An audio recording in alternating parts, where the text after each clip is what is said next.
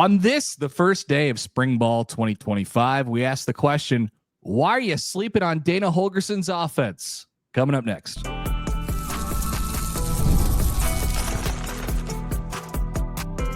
You are Locked On Nebraska, your daily Nebraska Cornhuskers podcast, part of the Locked On Podcast Network, your team every day.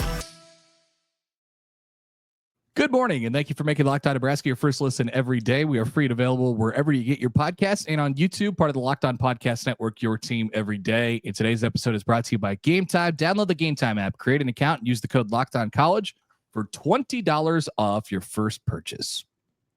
All right, welcome in. It is Monday, March 24th, fourth Monday of March. March Madness is raging. I am Mitch Sherman from The Athletic. Connor Happer of 1620 The Zone is with me. Hello, Connor. Hello. Got my coffee? Yes, I have my coffee too. We are going to talk about our brackets and this tournament in the next segment of this show. But spring football starts today. Yes, today is a red letter day on the Nebraska sports calendar because the Huskers are out on the practice field this morning, the first of 15 workouts taking place. Kind of feels like spring. We are going to get you caught up to speed on the most important storylines of spring camp. And I want to start with this one. It also might be the most overlooked storyline of the spring, considering its importance. Because Dana Holgorsen, remember him, the offensive coordinator at Nebraska, the one that we all thought would be the offensive coordinator at the end of the season when things began back in August. A good offensive coordinator, according to all. Yeah. Top 10, 15, I think is like a conservative way to describe Dana Holgorsen nationally.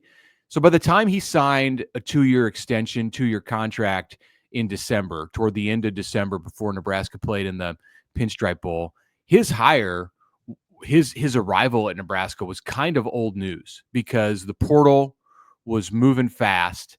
You had other coaches like almost every day coming in and taking spots on Matt Rhule's staff. That's the danger with college football today, especially in that month of December. Sometimes the biggest, most important storylines get hidden because you're just hit with all of this information at once. But that move that Matt Rhule made to bring in Dana Holgorsen from the streets of whatever exotic destination he was visiting in early November, I think it's the most important thing, potentially the most impactful thing that Matt Rhule has done in 2 years at Nebraska. You could say it's signing Dylan Raiola, and we'll see. We'll see in a year or two if that is the most important thing. But what we know, Holgorsen is a known commodity. We're learning more about Dylan Raiola. We'll see what he's like in year 2. Dana is, as I said, a top 10, 15, perhaps higher OC nationally. So this spring, what happens with his offense? Because if you just believe that, and Matt Rhule said this in early March when he talks, that it's the same offense, we're just going to have an opportunity now to refine some things, and Dana can spend more time on the types of things that an OC really needs to spend time on before he calls games. He gets that opportunity here in these months. If you think that like what you saw was anything close to a finished product or Dana Holgorsen's vision for Nebraska against USC, Wisconsin, Iowa, and in the Pinstripe Bowl, I believe you are sorely mistaken. One of the biggest undersells of the century from Matt Rhule, purposefully, for him to be like, yeah, I don't know, it'll be the same. We just got Dana and he's kind of organizing it. It's like, no. We saw that makes sense for coming in for the final 3 games of a season. And I think this conversation would be different if he hadn't shown results in the last 3 games of last year. Like the offense had its best game of the year inside of that window. I thought it looked even more together and coherent, and it had a purpose to it, even in his first game when he just got there on Monday of that week against USC. So he's obviously a difference maker, and we haven't even scratched the surface yet. Like it absolutely is an underrated storyline because he's been around a little bit. He's not the new guy on the block, I suppose, anymore. But there's no doubt that this offense is going to be different. It'll be tuned to Dylan Raiola. It'll be tuned to playmakers around him. Not that they're going to throw it every time, but they're going to be Mike Leach. Like the whole thing about Dana Holgorsen's offense, that's been adaptable dependent on the personnel that you have. But there's going to be some pace. There's going to be some tempo. And I think they're going to be scoring some points this year. It's certainly more than they have in the first 2 years, or at least they need to. Right. They're not going 5 wide. They're not going all out, Hal Mummy, Iowa Wesleyan, back of the early 2000s. That's not what you're going to see, but they're going to have tight ends. They're going to run some 2-back stuff. I think the big thing that we saw in glimpses in the 4 games that Holgorsen coordinated the offense is that they're going to be innovative, that he's going to do some different stuff, some imaginative things. And Marcus Satterfield, to his credit, like that was not the issue with Marcus Satterfield. Like he came up with some creative, imaginative looks at times. It was the consistency.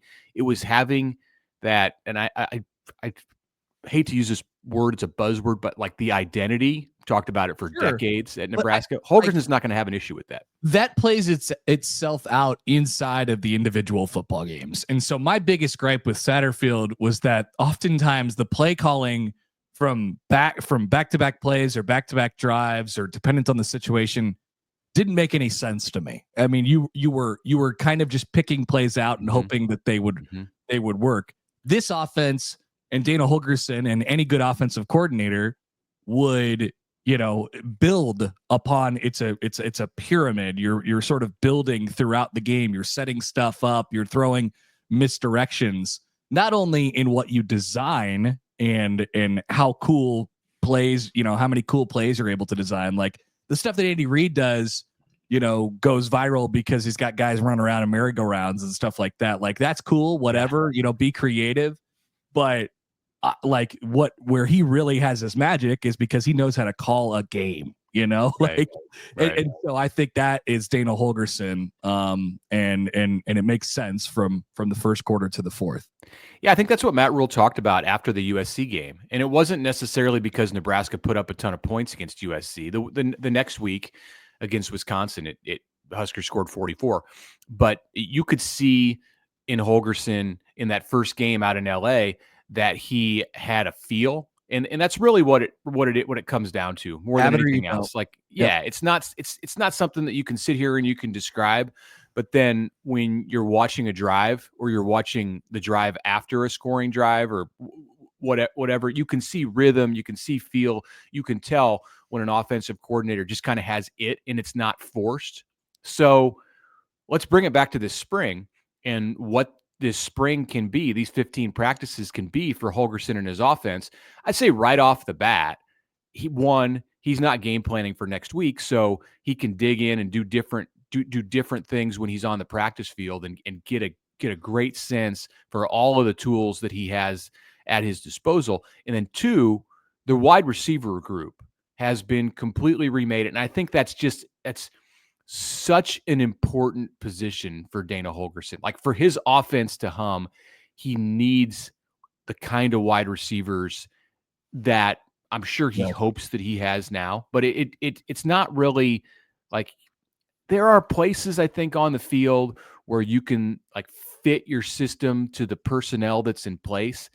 I think that the wide receiver is the one spot for him, maybe quarterback, where it's kind of non-negotiable. Like he needs his guys, and he already had someone who could be his guy at QB. But the wide receivers that he inherited, there were limitations. You had talent, but it wasn't. It looks a lot different now, and I think this is the kind of group that he feels like he needs, and he now has a wide receivers coach also in Da'Keel Shorts that he feels comfortable with. And the wide receivers coach brought 2 of his top weapons with him. So I think there's just so much more harmony at that wide receiver spot, which can make a world of difference for what they do next season. And it starts now. It starts today here this spring. In my opinion, like this is probably too oversimplistic, but like I think spring ball is about the players, especially in a situation where You're all new. I mean, at the positions that we're talking about on offensive skill talent and stuff like that, and you're adapting to a new-ish offensive coordinator.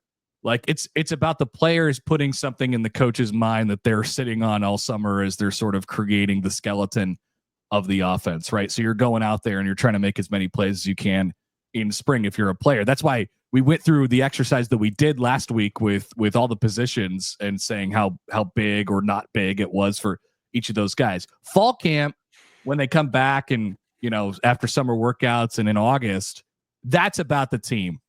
That's when you have a really good idea of you're trying to figure out who you are, but you pretty much know the personnel that you're going to use outside of a few things. So it's a huge moment for a lot of players on that offensive side of the ball. First impressions are obviously important with Dana Holgorsen. He got some last fall at the end of the season when he came in, and this is another chance to make it first impression for guys like Dane Key and Isaiah Hunter and Hardly Gilmore.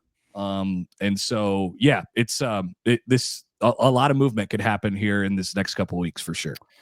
Yeah, and we'll hear from Dana early in spring camp. Matt Rhule is going to talk to the media on Tuesday, tomorrow, before Nebraska's pro day. We'll hear from a few Huskers also on Tuesday, and I think we get John Butler on Thursday. Is that the schedule? And Holgorsen is early next week.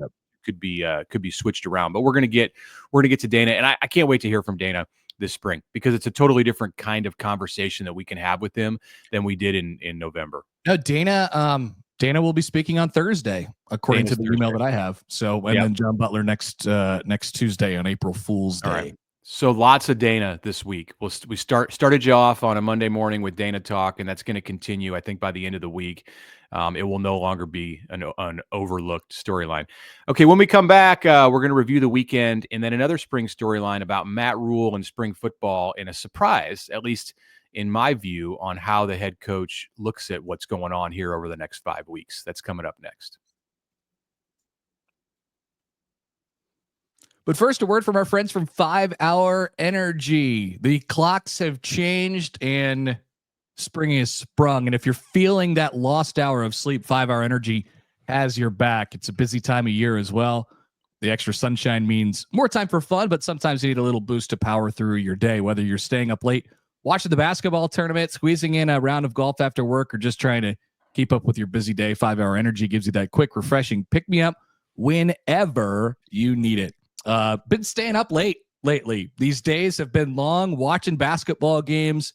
5 Hour Energy might be a really, really, really good thing for me, especially by Wednesday, Thursday, Friday, when the week is sort of dragging along a little bit and it's all sort of caught up with you. So you could be like me. Head to 5hourenergy.com. Find over 15 flavors to choose from, including watermelon, blue raspberry, peach mango, and you could even build your own 12-pack or 24-pack on the website, delivered right to your door. And if you need one now, like right now, while you're listening to this podcast, you could get a 5 Hour Energy shot at your local grocery store or convenience store. They are everywhere. Stock up today and stay energized with 5 Hour Energy.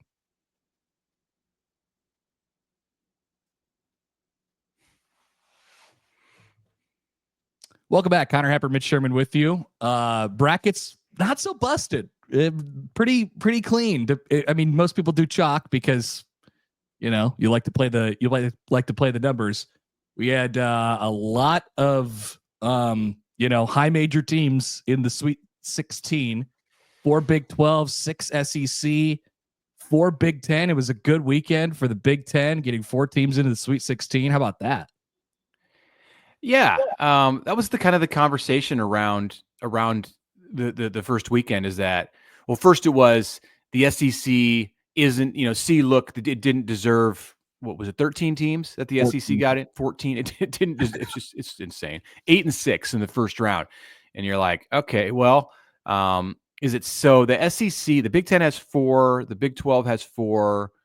Yeah, the SEC has 7, if I'm not mistaken. Is that right? Let me check. There are 3. I counted 6, I think, but let me look.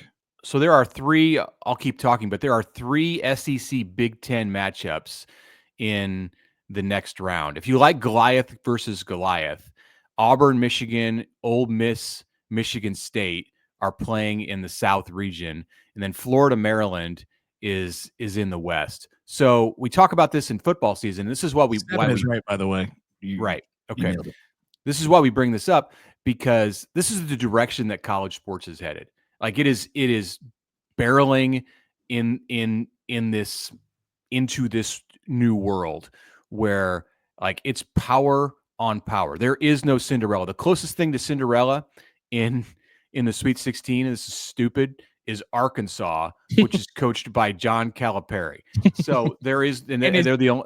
And his Hogs are the run only by, double digit. And has a bunch of money from Tyson Chicken that pays for its roster. So yeah, right. And who knows what else? Probably Walmart and all of the other giant corporations there in Northwest Arkansas. So I don't know. I don't know that I love it. Like I like seeing Dunk City and some of the small majors. The mid majors and small programs make it into the second weekend. Like when VCU was there, it was great. Butler from the Mo Valley days making it to the Final Four, fantastic stuff. And now you're just going to have like Duke, Michigan State.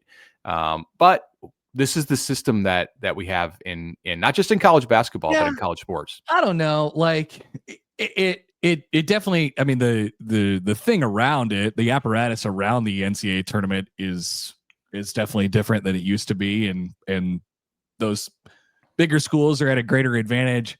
At the same time, like I just think it ended up being a year. It ended up being a year like this, like we didn't get a great first couple days of the NCAA tournament in terms of like the late shots and the buzzer beaters and the Cinderellas and the upset. Just one buzzer beater in all the games of the first two rounds, and that was Maryland. Shout out Derek Queen. Knew he was good when I saw him at PBA this year. Yeah, you knew early. He's still got braces on all the way at the end of his freshman year, and he is from Baltimore, as he wants people to know about.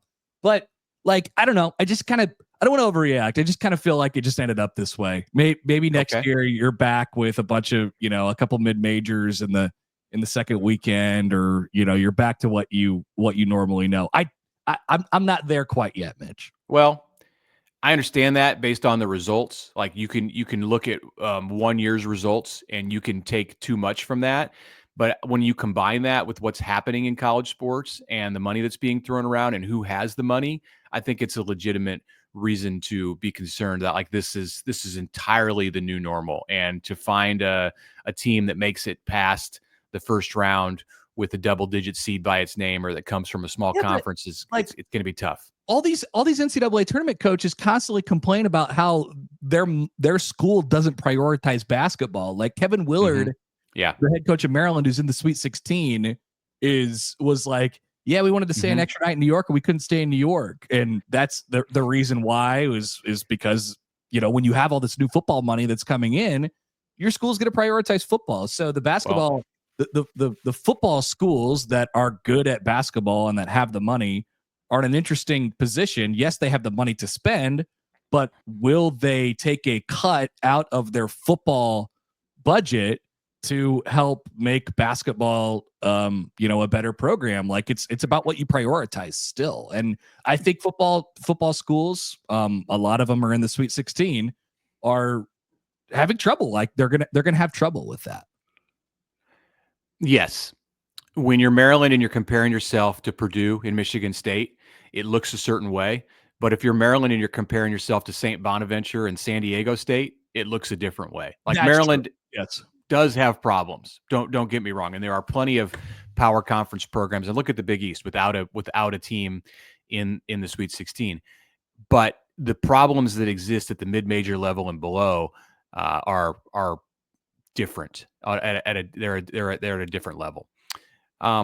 Elsewhere this weekend, coming back to the Nebraska conversation, Mark Manning's team, the wrestling team, crowned two national champions. Ridge Lovett at 149 pounds won a national championship as a senior, and then Antrell Taylor, the Millard South grad, at 157 pounds, a sophomore, won a national championship. So first time in 40 years that Nebraska's had two individual national champions, and the Huskers finished second as a team at the wrestling championships to the perennial power that is Penn State. Are you at all interested? Like, will you talk about this on your radio show today? Are in any way a wrestling guy? Not really. There will be one person. There will always be people who call in and they'll say, "Why aren't you guys talking about it?" And I will say, because we never really do talk about it. It's a cool accomplishment, no doubt. And I think the reason that I would be interested in it is because of Mark Manning, who is awesome. Yeah. So I think these are well-deserved flowers for that program and for him. It's been a long time coming, no doubt about it. Well, you should also talk about it because of Antrell Taylor and because of where he's from. I think we're gonna this guy has 2 years left at Nebraska and he's not going anywhere. You could never say that in college sports, but I'm pretty sure he's not going anywhere. Yeah. You hear him in his interview after the match and see his family there, and they're all red.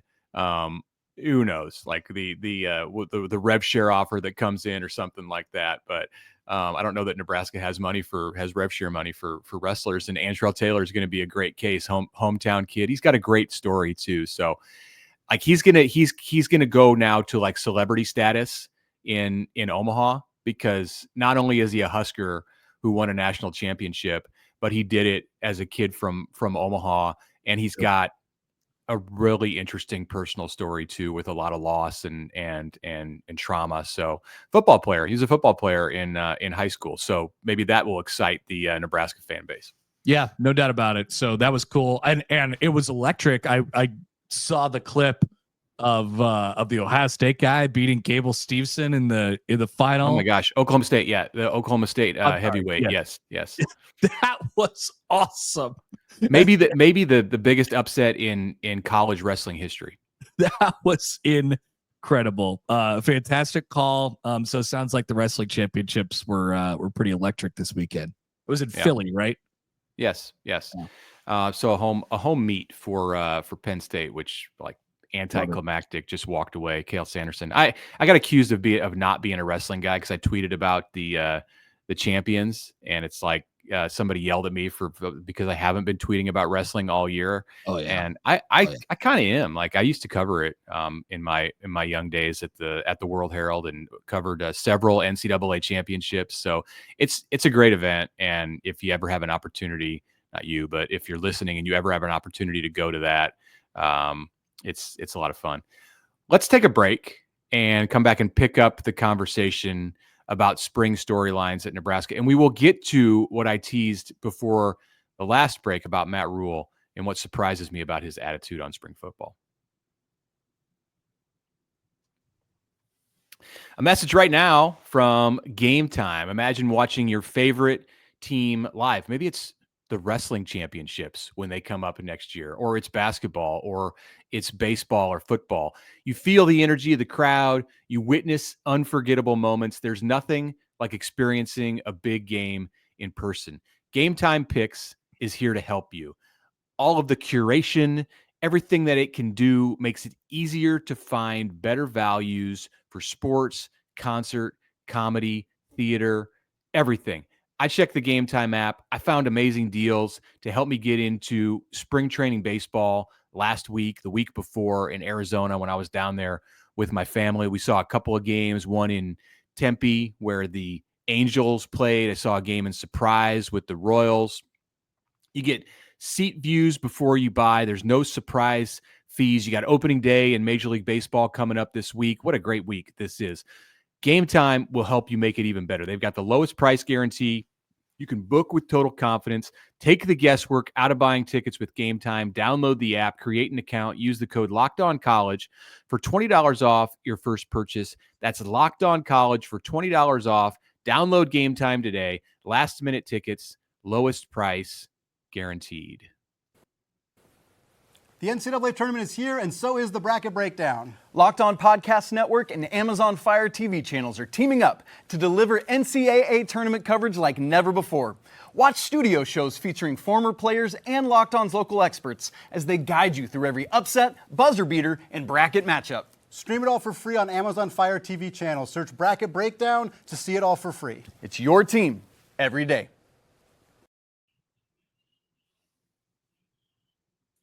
All right, welcome back. Final segment on this Monday episode of the Locked On Nebraska podcast. Mitch Sherman, Connor Happer with you.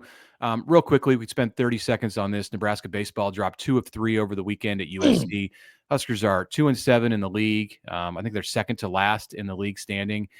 Kind of a nightmare. Oregon State, top 10 team, out of conference this weekend, coming into Haymarket Park. They're like the Renegade program. No, they don't have a conference. So it seems like a lot of the life has been sucked out of this team by its 10-13 start. We're not even to April yet. Yeah, I think you summed it up well. You look at 2-7 in the Big Ten, you're like, oh my goodness, what happened here? Hey, I mean, Troy Dannon's going to have some things to think about. Like this is Nebraska baseball has to be a bright spot in the athletic department. It should be. Nebraska has the support for baseball internally and externally to make it a bright spot for the athletic department, and it's not doing that right now. Okay. Back to spring football. So earlier this month, when Matt Rhule talked to the media, he went all in on the spring. And I was a little bit surprised by this because the wind has been blowing in a different direction at Nebraska and around the sport, where you've had not just spring football, not just this time of year, but all things on the calendar kind of trending in a direction where it looks more like the NFL, including players getting paid hundreds of thousands and millions of dollars. So I think there was a presumption that one of the next things to go would be spring football, and you'd have it turn more into like this OTA type of situation where the players get together, they do some activities that kind of look like practice and kind of don't. Maybe it happens in June. Maybe it stays in the spring. Matt Rhule does not want to do that. He said that would be a giant mistake, a complete and total mistake for college football to go in the direction. Huge. Yes. He says players have to learn to tackle at this level. They have to learn to block at this level. So he is fully invested in spring football, at least until you get to the spring game, and then he wants to have something else. It's a really good window into how he views spring ball, though. He views it as an instructional period, right? And I think that's a great way to view it.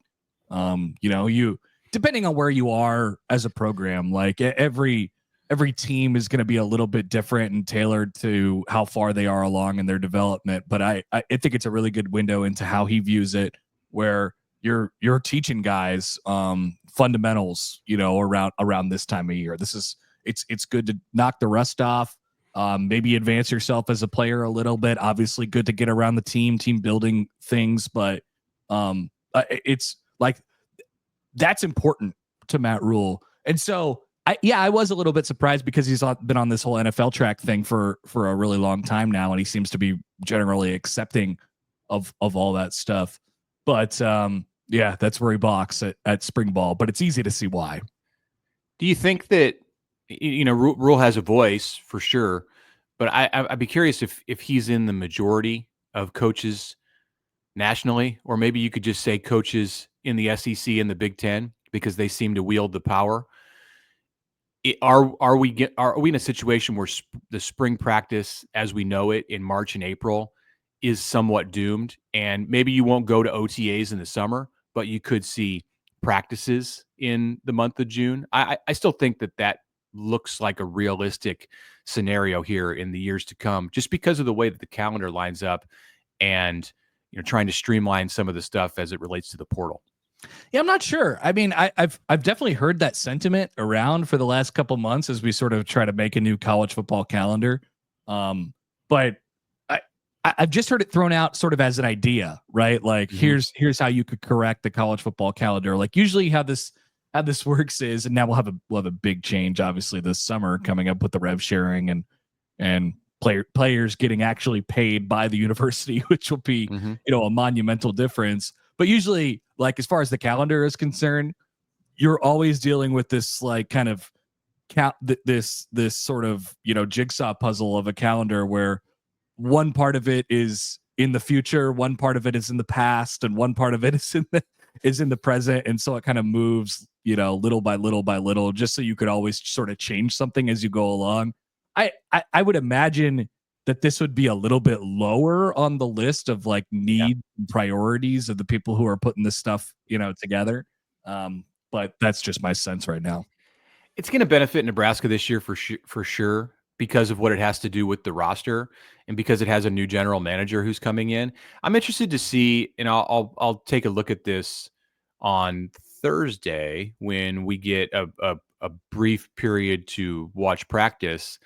Maybe that'll be a chance to say hello and meet Pat Stewart, the general manager for Nebraska football, who has been quiet since he was hired. We haven't heard from him publicly, and I don't know what Nebraska's plans are to do something publicly with him. Maybe we'll find out the answer to that question tomorrow on Tuesday when Rhule speaks.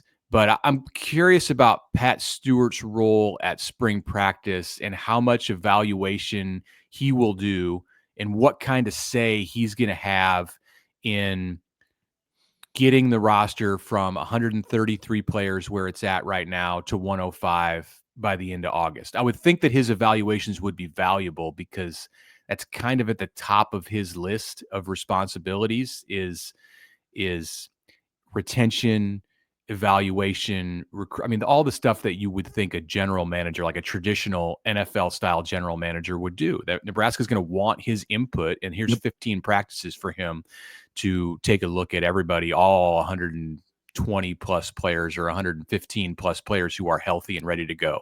Yeah, it'll also be exciting to hear from him just to sort of get an idea of what do you do here, right? Like it's a wide reaching job for sure, and his hands are on a lot of parts of Nebraska football are going to be. But we don't know, so that's definitely one of the things that we need to probably cover this spring. Is Nebraska starts their 15 practices today? Yeah. It's all beginning, Mitch. I don't think the Husker games counts as one of the 15 because of how little football there actually is involved on April 26th. So they'll probably finish up on April 24th or 25th.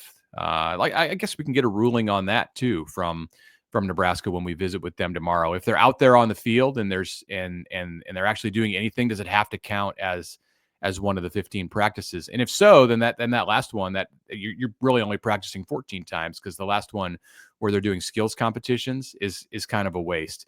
I don't know. Maybe if they don't bring pads out, if there's no helmets involved, then it doesn't count as one of the practices. But we'll get an answer to that and lots of other stuff. Let's wait until Tuesday to talk about one more spring storyline that I had us pegged to talk about today: the defense and how it's remade. We're gonna wrap this episode now and come back on Tuesday to preview Matt Rhule's time with the media, to preview Pro Day, and to talk about John Butler's Nebraska defense. Lots to discuss this week. Big week in college sports and Nebraska athletics with spring football starting around here, the Sweet 16, everything else.